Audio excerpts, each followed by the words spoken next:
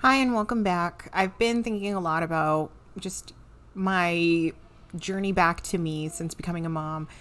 And I was thinking about journaling today because that's become one of my anchor practices. The thing I do that really helps me declutter my mind, declutter my life, and really just examine some of the things that are happening to me and within my mental framework.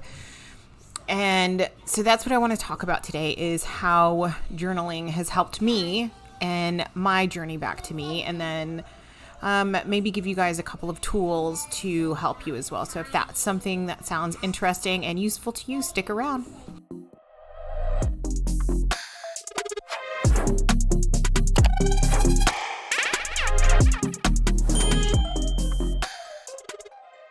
So as a new mom and dealing with everything that comes with that, the postpartum hormones, the lack of sleep, the lack of time to do anything really for yourself, the idea of journaling is just daunting. Like, they're never ending demands on our time, on our days now as moms. And when I initially really thought about adding journaling back into my life as a part of that, it was just overwhelming.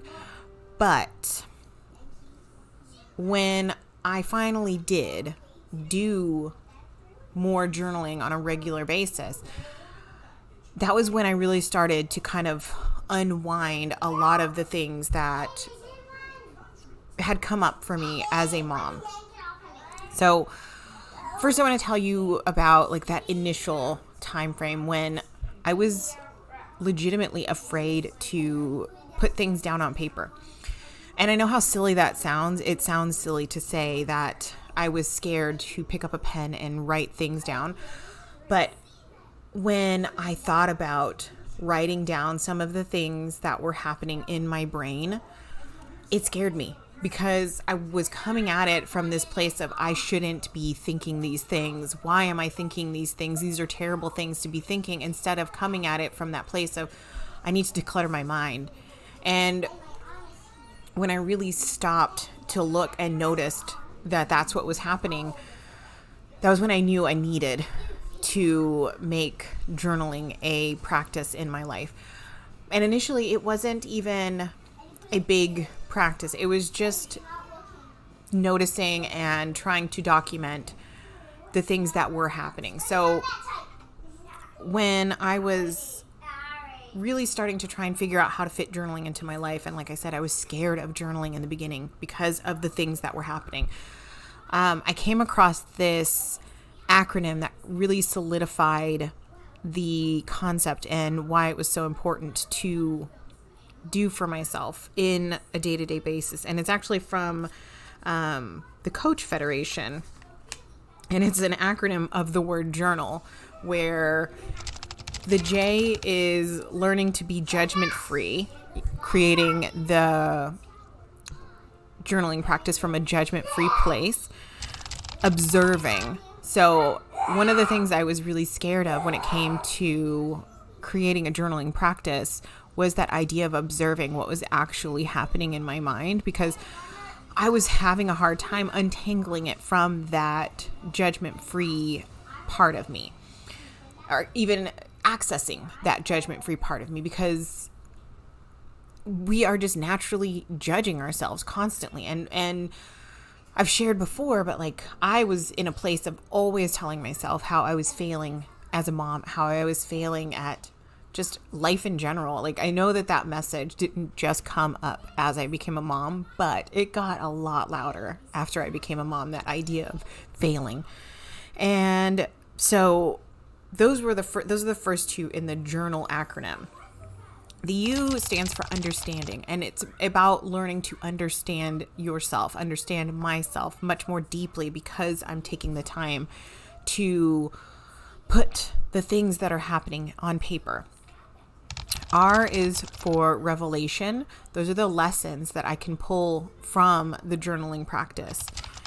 N is for a needs assessment. So that comes from, like I've said on many occasions, when we're starting to feel those negative emotions, that's a need. That's an unmet human need that we have. And when we notice that we're spiraling in this negativity, it really allows us to step back from that place of just sitting with it to looking at it from a higher point. Like, we're in it all the time, but when we put it on paper and we get it out of our heads, it gives us that chance to zoom out and be able to actually assess what the needs are.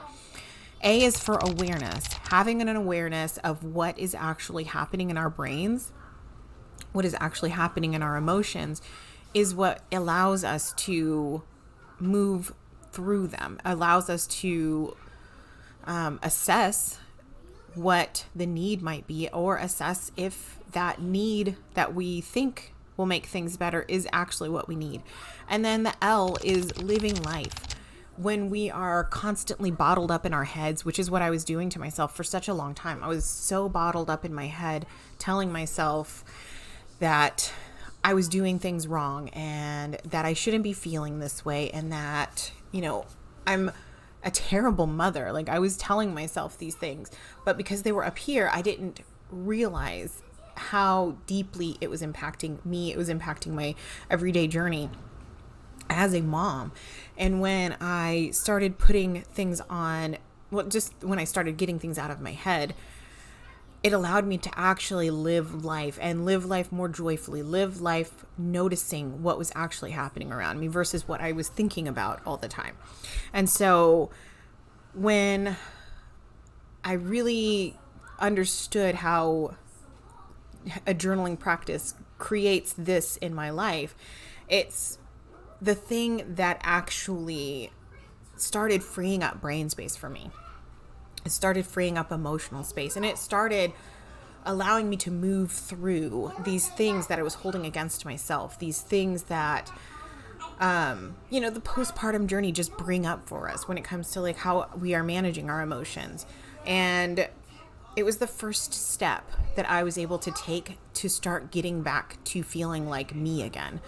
Because when we become moms, we lose a lot of ourselves, and we get so wrapped up in being mom that we forget we were a person before. And I know this isn't, everybody's circumstance, this isn't everybody's experience, but it was mine. I definitely felt like I lost my identity, especially after my second, because I retired from the Air Force, and shortly after retiring, I had him, and so it compiled all of this lost identity together, because I was a mom of two. I was no longer a member of the Air Force. I was no longer a career woman. I was transitioning into being a stay-at-home mom, transitioning into the next chapter of my life. And so it was just this jumble of feeling lost because of everything that had changed.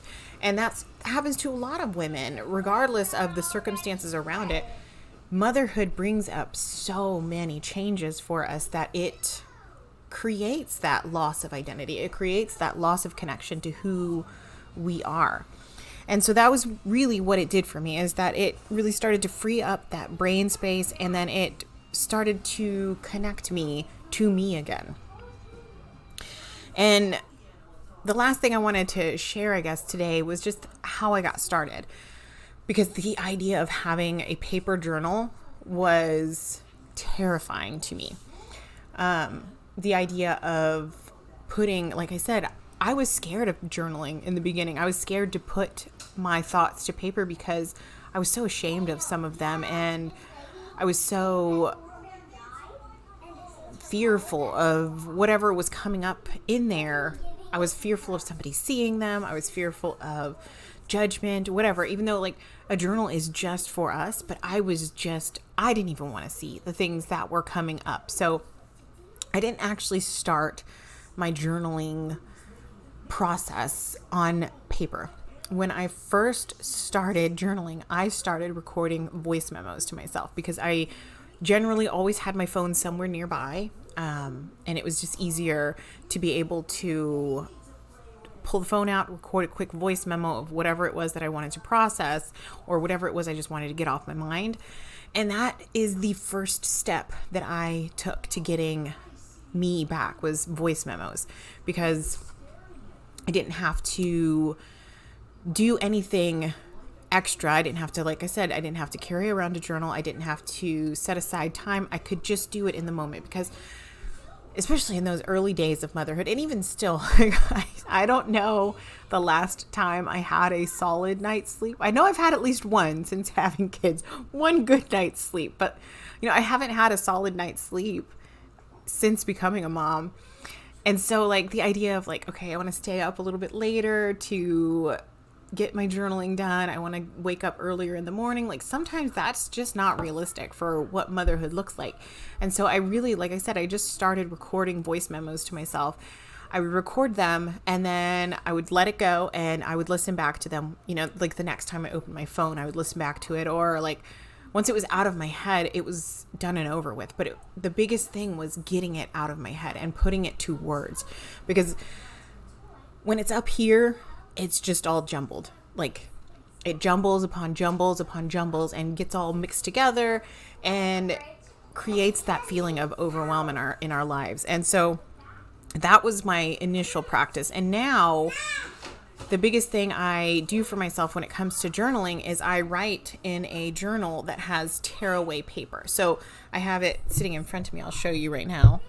But it's just this A5 6-ring journal. Okay, we'll clean it up in a minute. It's an A5 tearaway journal that I just go through. I write and write and write and write until I get the things out of my head.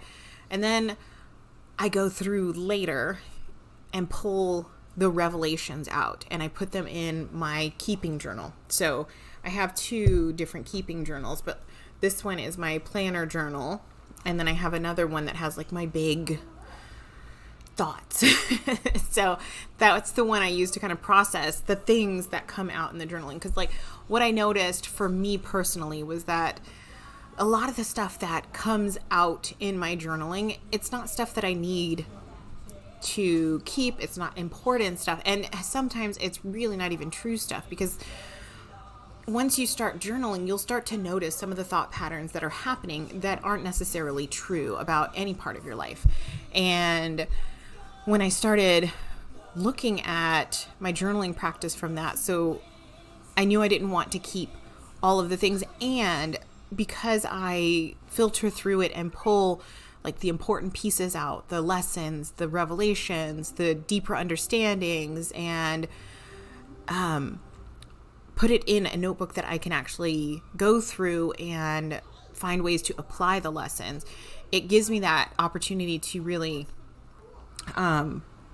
grow. It's given me that opportunity to really grow as a person, grow as a mom, and create much more of the life that I want to see for myself, much more of the life that I want to see for my kids. And it's allowed me to have so much more joy every day, regardless of what life looks like, because it's not always joyful to be a mom, but having that journaling practice to really anchor me in has allowed me to create more joy every day in my life. And that was what I really wanted, was more joy and more peace.